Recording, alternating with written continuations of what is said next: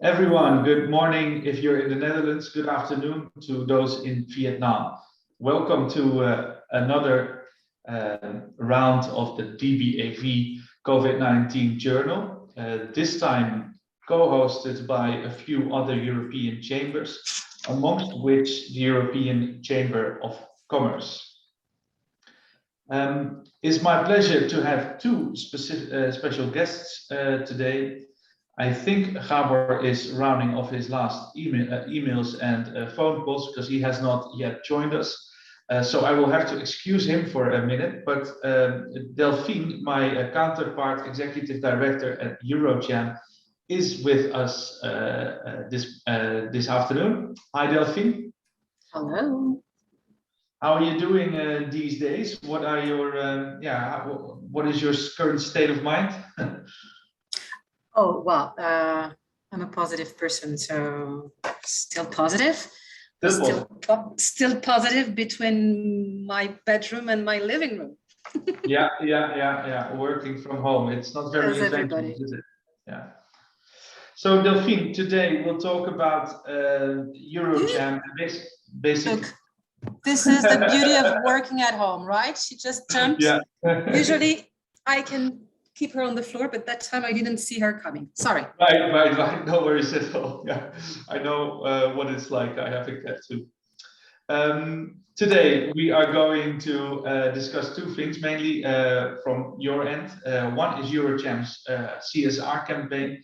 It's very promising. It has had a very promising start, and you'll talk more about that. And secondly, what we'd like to know more about is how there's Gabor calling. Yeah, that's not the right one. Well, secondly, what we'll be talking about how EuroCham supports their members. So let's start with the EuroCham fundraising campaign. How's that going so far? It's going extremely well. I have to say we are very surprised because we knew, of course, there was something to do. We knew our members were ready. Some of them were asking to do something. So we knew there was a room for us to jump in and do something. But honestly, the amount we have managed to gather in less than 10 days, it's quite impressive. I didn't expect that. So we almost reached $150,000, which is really nice. Wow. We started already to purchase medical equipment. We started to bring the medical equipment to hospitals in need. So I let you know exactly how we work. Maybe if I can share my screen just to show you a couple of things. Absolutely. Am I allowed to? Just 1 second, please. Let me just fix that. I think you're co-host already. Yeah, you're co-host. Okay, so yes, I can. Let me show you how it looks like to give you a bit more flavor. Can you see my screen? Yeah.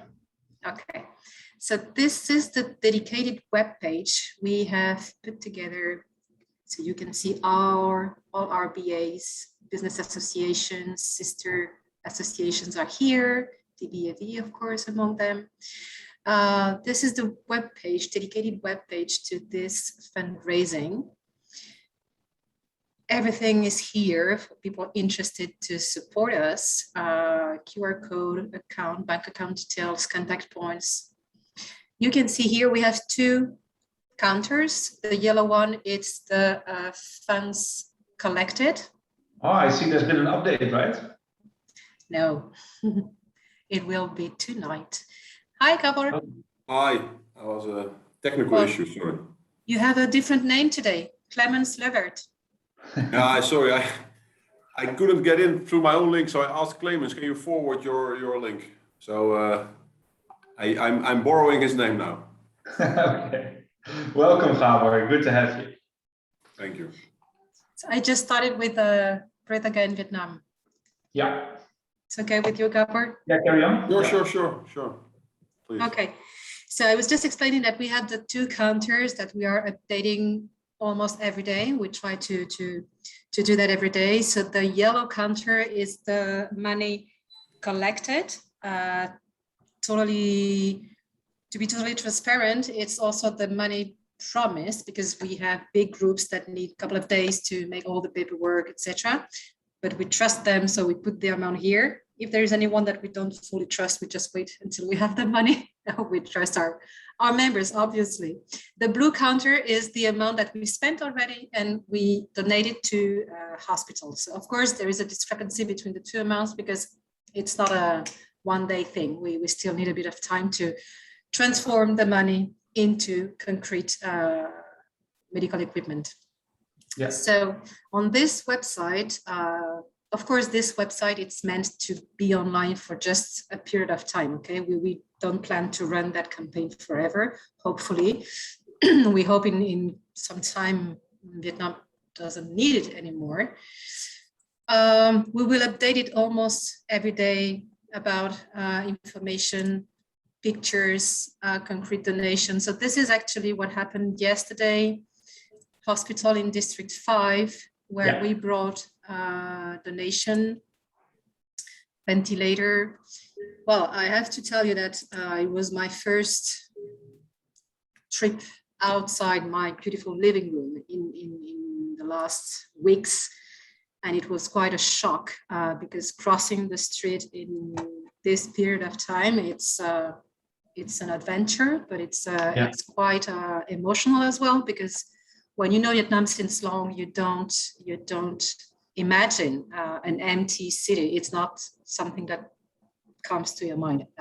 Vietnam is a vibrant country. Ho Chi Minh is a vibrant city, full of noise, people, activity, etc. And yesterday I saw empty avenues, completely empty.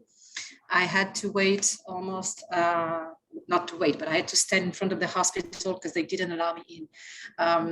Maybe all in all 45 minutes. And I cannot even count how many ambulances I saw coming, stopping, dropping people with those masks and oxygen, etc., etc. It's not the kind of thing you want to see every day. But then you basically realize that it's really happening. It's really happening. It's really here. Thanks for sharing that. Thanks for sharing your personal experience in donating those ventilators as well. I can imagine it feels like the most important work you can be doing in this time, right? One of the most important. Others are doing other things. We created a page today where I can also show you that. Here, this is my email automatic signature. We have implemented this new banner. Well, I put it in my signature and everybody's allowed to do so if they want. The QR code is working, of course. It's a clickable banner. And if you click on that, you go to this page we created where we gathered all the initiatives from the business associations. So this is ours, I just show you. EuroCham is also doing something to donate to our fundraising. French Chamber of Commerce is also having another action, which is more about providing food to people in need. You guys are doing something as well. Okay, the cat is skipping. She really wants to say hello. GBA, German Association. So we are not the only ones, okay? Everybody's doing useful things, but having the whole European business community in Vietnam joining forces, joining hands to support the country is a beautiful thing, but it's also important because the country needs us right now. So if any of you listening wants to do more, please contact us anytime. Very important work. And thanks for now, Delphine. And let's just jump right over to Gabor for a minute. Gabor, thanks for joining us. You are the CEO of the Heus Asia and Vice Chairman of EuroCham. It's great that you're here because you offer a treasure of information. You have you're very well connected. You speak Vietnamese, and it can be helpful for the DBAV members, for us to further interpret the news and understand what's happening around us. Yeah, happy to be here, Thank you for inviting me. Yeah, very welcome, and it's very nice to have you. Let's start with the host, with your beautiful background. How severely is the business hit this year? I think, first of all, we have out of the 9 feed mills we have in Vietnam, we currently have 6 of them at the 3-at-1 policy, which means that we have all our employees at the factory, living at the factory, working there, sleeping there, eating there. So you can imagine that is, of course, very challenging. And I have a lot of respect for all our employees, but also if I look at the employees of other companies that make that sacrifice to keep the business running, which is great. Being a feed producer, we are part of the essential foods chain. So actually, also the local governments and central government, they really want us to continue the production because if we are part of that food chain eventually, so we need to make sure that people retain their access to food. On the other hand, if I compare our field of business with some other businesses, to be fair, I think we are in a way also a bit lucky that we are in the food business, because even during a lockdown, people still will buy their meat and eggs and milk and fish. So if you compare ourselves with for example, the tourism or hospitality industry, we are impacted, but we are still running and we are still operating all our facilities at this moment. So in a way, that's also our luck, I would say. But let's say production is going on, but under very challenging circumstances. Yeah. Understood. And indeed, that the fact that you're an essential business kind of helps you maintain some sort of a bottom line. How do you assess the damage for the host in the long run? And maybe also, can you make that answer a bit more extensive by speaking for the whole industry in Vietnam? What is this crisis doing? Are we being put back years in time? I think you have to remember that until a few months ago, Vietnam was seen as the best in class in the world. And there was, of course, already the China +1 policy that was driving many companies to move part of their production and investments away from China and into Vietnam. And the fundamentals for that, I think, are still there.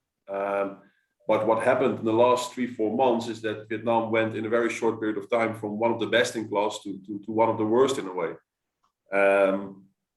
Mainly driven by the fact that, looking back, it's always easy that they should have ordered their vaccines much earlier. And I think the government realizes that they are now doing what they can to immediately distribute the amount of vaccines they have in their possession. EuroCham also and the BAs like DBAV have been lobbying a lot in the last few weeks to the local governments to bring more vaccines in the short term, because there is a lot coming in the fourth quarter, like also what John Policino told last week in your webinar. There is a lot coming in towards the end of the year and the beginning of next year.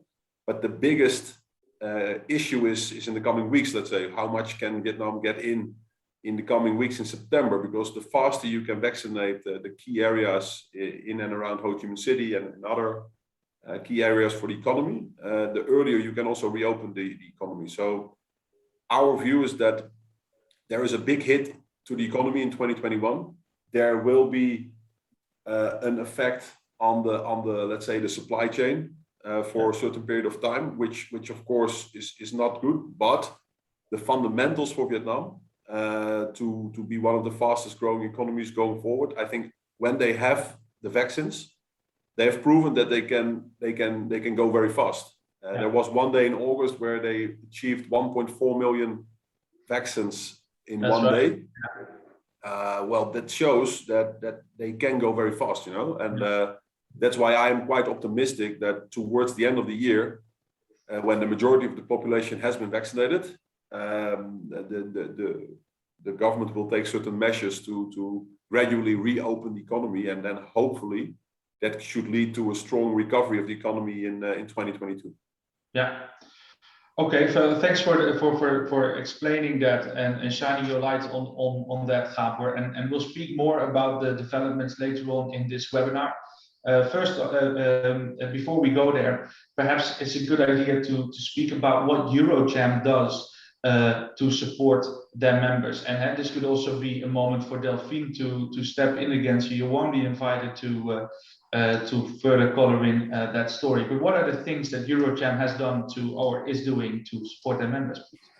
Yeah, so I think, well, first of all, we have been participating a lot in all kinds of interactions with the government, where EuroCham, as one of the business representatives of companies active in Vietnam, has explained all the time how important it is that our members can continue as much as possible their business. How important it is that the ports remain functioning, that logistics work, that certain policies are implemented to alleviate some of the pressure related to the 3-at-1 at the factories. What we have also been doing as on behalf of EuroCham already at a very early stage is, can we find additional sources of vaccines? That has proven to be very, very difficult because all the producers, they have to first deal with the governments, and the whole world of course at this moment is still at a shortage. But even there, I think also partly through the lobby from EuroCham, we have been approaching all the different embassies, all the European embassies, and together with these embassies, we went to the ministries of foreign affairs in the different countries, and the last few weeks, more donations have come through from a number of European countries to Vietnam, and all in a very short term, because that was most important. You know, it's nice if somebody gives you a donation, but if it also immediately comes the next week or the next 2 weeks, that's great. So I think there has been some success. Also, there are quite some members, EuroCham members, who in very specific situations got into trouble where their production was threatened to be shut down, or where they couldn't get access to key inputs for their production or outputs, or they got any certain hiccups in their logistics, where we have in quite a number of cases we have achieved successes. In the team of Delphine, there are a number of EuroCham employees who are almost full-time working on being in touch with local or provincial governments to explain the situation, to send also official letters on behalf of EuroCham, sometimes also in cooperation with the embassies. There's a case of a Dutch company where EuroCham, together with the Dutch embassy and also with DBV, started a lobby to help keep that business running, and eventually that was a success. So I think it's good for all DBAV members to know, because they're also members of EuroCham automatically, that there is also a possibility for EuroCham to help in certain individual company cases, because unfortunately what's decided on central level in Hanoi is not always implemented accordingly in all the provinces around the country. Yeah. Maybe Delphine, you can add to that. Yeah, thank you, Gabor. Just wanted to highlight indeed the fact that we have some people in our staff that are fully dedicated to the advocacy topics, and we increased this part of our team recently. So we have now 7 people full-time, so it's a full department. It's a lot of resources that we decided to put here on the table to support our members in everything related to difficulties, advocacy issues to raise to the government, or new decrees that are coming and would be problematic for some sectors, etc., but also to make sure that the EU FTA is properly, I would say, implemented. It has been implemented a year ago, but now it's I would say the concrete phase and activation phase, and it's not always running as we want it to run. So we also have all those topics to deal with, and indeed, I'm not sure all of our members, your members that are automatically EuroCham members, know that they could contact us when they are facing difficulties. We cannot make every wish come true. It's not what I'm saying, but at least we can support in a professional way. We have dedicated people for that. We have, I want to believe that we have almost always the right contacts, the right people to approach, both in provincial or national authorities. So that helps a lot. And we have recruited among the advocacy team a new person whose title is External Relations Manager. That is a newly created position. And she's entirely dedicated to talk with authorities and make sure we are talking to the right person who has the power to either take a decision or change something in the law, etc., etc. Yeah. Important updates, and I think it's very good for the DBAV members to learn about this, or at least to refresh our minds about what EuroCham has been doing. And I think it's fair to say that since the new with you on board, there's a fresh wind been blowing through the EuroCham. And it's nice to know a bit about the support that you give to the members, which is very practical and very hands-on indeed in a few cases of DBAV members. So that's great. Moving to a bit more the actualities and the current affairs that are currently going on. We're now in the toughest lockdown ever, and it's probably not getting worse. That's what I'm saying with fingers crossed, but this should be about it, I think. I was expecting that these new restrictions would lead to fewer infections, but we see that the number is actually more like plateauing, and it has been rising since yesterday again. Gabor, what are your thoughts about that? What's the reason behind that? I do believe it sounds very strange, but I do believe that actually the number of infections may already be dropping. But because of the implementation of also recently the implementation of the 4 colored areas of the city, so green, yellow, orange, and red, and the fact that there are now much higher number of tests being executed all the time, there are more F-zeros being discovered. If you look at the number of fatalities, people actually passing away because they are COVID infected, it is slowly but gradually it's going down a little bit. And what we've learned from other countries is that when you look at the number of fatalities, if you look at the number of people being hospitalized, that is probably a better indication of the severity of the virus than just the official number of identified positive cases. So maybe the conclusion is, the negative way of looking at it is we are going through this whole very aggressive lockdown and it's not bringing us anything because we only see the numbers going up. There's no light at the end of the tunnel. But another way of looking at it is it could have been much worse without the lockdown, and at least it seems that there is a kind of a stabilization, or even slowly numbers are going down in terms of hospitalized people and fatalities. But we also know that this delta type is extremely contagious, and I think now with this extreme lockdown that we are now in the second week, I hope and expect that we will see we will reap the benefits of that in the coming weeks, in combination with the vaccination speed, because now that at least more than 80% of the adult population in Ho Chi Minh City received their first shot. Well, not 100% sure whether it's more than 80% already, but because nobody knows exactly always how many people actually live in the city, but let's say it's roughly 80%.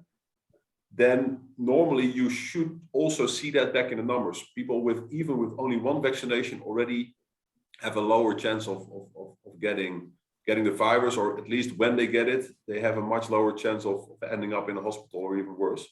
Right. So yeah, that's an important number, I think, Gabor. I think it's important that we all realize that maybe the vaccination campaign is not going as fast as we were hoping for, and we cannot keep the graph cannot go up as it has been going up in early August, but 80% of the adult population already vaccinated is an impressive figure, of course. And yesterday we had a brief discussion where you said that, for example, the Heus employees whose family got sick did not get sick or showed a lot milder symptoms than the people around them that did not have the vaccine yet. Yeah, we have a number of cases where some of our office staff here in Ho Chi Minh City who got their first vaccination in July or early August. The family got infected. Some of them didn't get the virus at all, and also there are 2 cases where they got the virus, but their issues are much less severe than their family members. So I really believe, looking at it from our own experience, that it's crucial to continue the vaccination. And I'm optimistic that with the new donations that are now coming in the coming days and weeks, mainly from European countries under the COVAX program, I think Ho Chi Minh City will have sufficient doses, because that's also a question I'm getting a lot. Will there be enough doses for the second shots for people who received the Astra shots? Most people got the AstraZeneca, where there is an interval of 8 to 12 weeks. That should be okay, I think. And I think the next priority will be to also, let's say, increase the speed of vaccination in the surrounding provinces that are at high risk. Binh Duong, Dong Nai, Lam Eng, all the other provinces around Ho Chi Minh City. There will be also an increase in speed of vaccinations throughout September and October, I believe. Yeah, indeed. And that was also, that expectation that you just raised was echoed by, or was also initiated by John last week. There was also something else in the news that I saw that I was surprised about. Was Sunday evening, they said that the domestically developed vaccine Nanocovax, if I'm not mistaken, was being put under final review yesterday. And then yesterday, unfortunately, the news broke that it was actually not yet approved. But could this in the long run be a solution for Vietnam, such a domestic developed vaccine, or how do you see that? Yeah, well, there are a number of local initiatives. Actually, these local initiatives, plus the fact that Vietnam was containing it so well until April, is actually the main reason why the government didn't order in time. Yeah. So I think that the government has high hopes. I do believe that these are very professional companies. There's a lot of smart people and money put behind it. And of course, we all hope that this is also a good quality type of vaccine, because the faster we can do this, the better it is. You shouldn't forget, of course, that you see the discussion in Europe and the US that this Delta type, you may need even a third dose at some point in time to strengthen your protection. Yeah. So, you know, even if it doesn't come in time for the coming months, it maybe still be an option for next year. Yeah, that's right. That's right. You just briefly mentioned, so moving on to the other cities, because even if Ho Chi Minh City gets out of the woods, with Evert has just righteously pointed out that 85% actually already got their first shot. But even with Ho Chi Minh out of the woods, there are very troubling scenarios panning out in Dong Nai, Long An, Tin Giang, and most importantly in Binh Duong. Binh Duong has actually the same deadline for under control on September 15 that has been put by the central government. I've got two questions about it. Do you think that the virus is just going to walk around in Vietnam after Ho Chi Minh City? I think I have a very simple view on it. I think this virus is not very different from the virus in the rest of the world, right? So I think it's here to stay. I think that more and more Asian governments, like Taiwan, like Singapore, even the Chinese government, they start to realize that this is something that is there to stay, right? like the influenza that we already have amongst us for 100 years. So it's all about what is the level of protection that you need to give to your population around the country that gives you enough comfort to reopen the economy. And for countries like Vietnam, the key thing is, when can our medical system handle this? Many people are very upset. Why this huge lockdown? It doesn't help us at all. The whole economy is blown up. I mean, I'm a businessman in Vietnam myself as well. I know how hard it is for businesses in this situation. But I also believe that without very strict measures, you can argue about the whole army thing, right? But I think without strict measures, the medical system here would completely collapse. They would not be able to handle it. So I do believe that the plan is to gradually get all these doses that have been ordered to the rest of the country as fast as possible. And I don't think that by the end of the year, you are already at that level where the whole country has that safety level. But the government believes that I think it is feasible that you can reach that status somewhere in the first quarter of next year, where you have your 70, 80, 90% coverage in the provinces as well. And I think from now till the end of the year, the focus will be on the hub around Ho Chi Minh City, unless the outbreaks around Hanoi would get more severe. Because if that would be the case, then of course there would be a higher allocation of vaccines going to Hanoi and the surrounding provinces there. But if it stays as it is today, it will be Ho Chi Minh City, and you will see a high increase of people getting vaccinated in the next 2-3 months in all the surrounding provinces. Yeah. Okay, thanks for that. And Evert is one of our viewers. Evert Visser, he asked a question. He says, in short, he says, what does the government see as the way out on the short term, and when will they end the policies that we are currently facing? So what do you think? Yeah, I think Evert specifically also addressed the situation at the factories, staying at the workplace. That's one of the, I would say it's one of the dilemmas for the government, because it's a hard decision to go there, but it's even harder to go out of it, right? Because how do you go out of such a setup? As EuroCham, we also have suggested, also together with the VCCI, which is the Vietnamese Chamber of Commerce, and a number of other BAs, we have proposed to consider alternatives where at least you are allowed as a company to, after a certain period of time, rotate your employees. So there is a group of people that have been in already for a long time. It's now also possible to let them go out, but it's very difficult then to get back in. So the government is considering what they call green channels, where if you can prove that the employees are vaccinated, they can go home and they live in a safe area, let's say a green area, and their family members have been vaccinated as well, then the government is considering to allow people at some point in time to go back and forth from the workplace to their home, under the condition that companies then can guarantee the safe transportation, and under the condition that there continues to be testing, like every few days, test all your employees.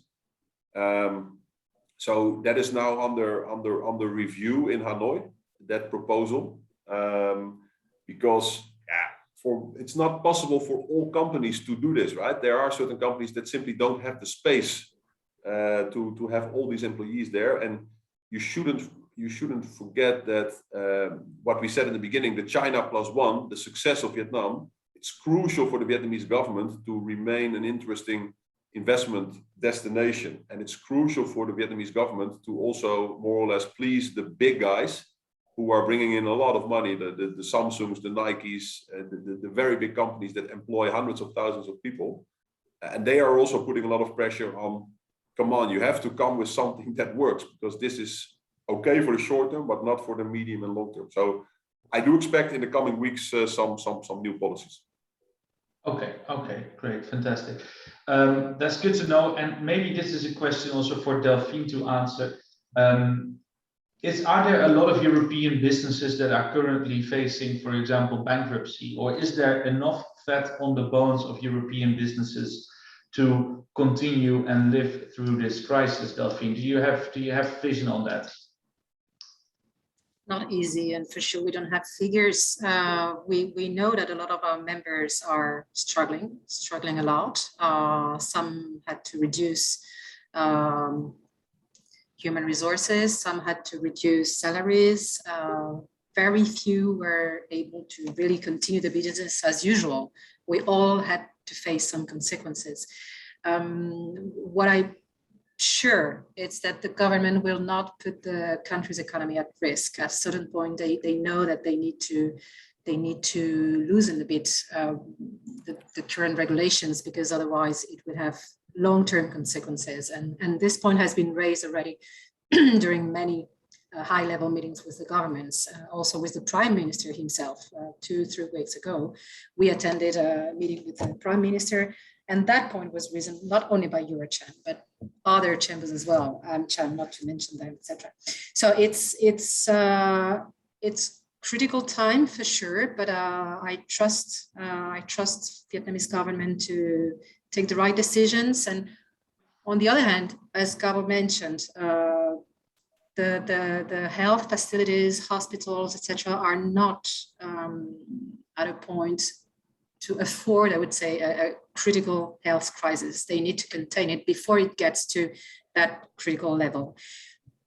But on the other hand, I don't know if many countries in the world would stand that situation. I mean, I just want to say that I admire Vietnam because I'm French. I'm not sure that could be implemented in France. You will have riots, okay? People here know that they have to accept this situation. They are super resilient. I think that everybody is still positive, which is quite incredible. They know it will be for a certain period of time, and after we will move forward. And this is fantastic in Vietnam. They always look forward, and makes them strong, I think.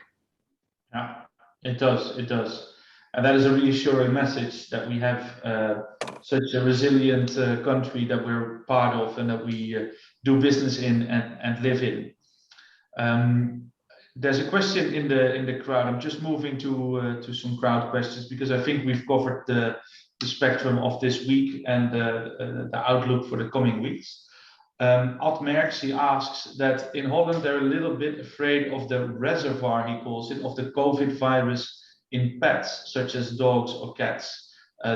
He says that the fur animals are already forbidden in the Netherlands or killed, and he asks what can be the animal reservoir in Vietnam. Yeah, good question. I think what I know at least is that the fur animals specifically are at very high risk. Well, these type of fur animals, it's not an industry in Vietnam. In theory, of course, there also have been cases of COVID in cats and dogs, but I don't think that that risk is perceived to be very big by the government at this stage. Because in that respect, they also look a lot at the experience in other countries, and there's ongoing research, especially on pets, in the relation of pets with COVID, and can they be also super spreaders? And what I know, but I'm not a researcher, but what I've read about it is that that risk is not super big. I'm not sure if that's true, but there is a very big risk with fur animals. Probably also because of the fact that almost all wild animals in Vietnam have been eaten up already by the population. Maybe the risk is a bit smaller.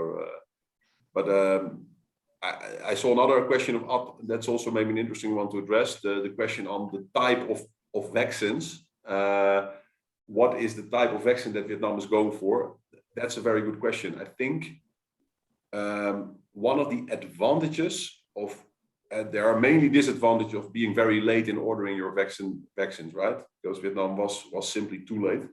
However, they did realize when they started ordering that overall the Pfizer vaccine is perceived as the best or one of the best. So at least the good thing is that Vietnam has a big order of Pfizer coming, specifically, for example, also for the age group of 12 to 18 years old. I think it was mentioned last week as well. So I have the feeling that Vietnam is mainly aiming for buying more vaccines that will be accepted by the public. There's of course always this discussion around should you or should you not take the Chinese vaccine? What about the Sputnik from Russia? It's of course very politically sensitive topic, also for the Vietnamese government, for the logic reasons. But they do understand very well that the opinion amongst the population is that they prefer as much as possible the most reliable vaccines that are there. So I do believe that there will be more Pfizer and Moderna coming, and at the same time they will follow very, very carefully what will happen with their own locally produced vaccines, how good they are. Yeah. Okay, well that is a lot of information that we handled throughout this webinar. We looked back, we looked ahead, we've been talking products and even the risk of COVID virus in pets and animals, which I think is almost, hopefully almost neglectable. I don't see any further questions from the crowd. I think all my questions of the developments of this week have been answered too. So as such, I would like to continue with thanking the two panelists, with thanking Delphine. Thank you very much for talking about EuroCham brief again and the situation for EuroCham members now. And I would also like to thank Gabor for shining his light on the news developments, the current affairs, and giving a business outlook that we can all use for making our personal and business decisions, I think. Very happy to have had you, and thanks. Thank you. Thank you. Okay, bye-bye, everybody. Bye. Bye. Have a good day. All right.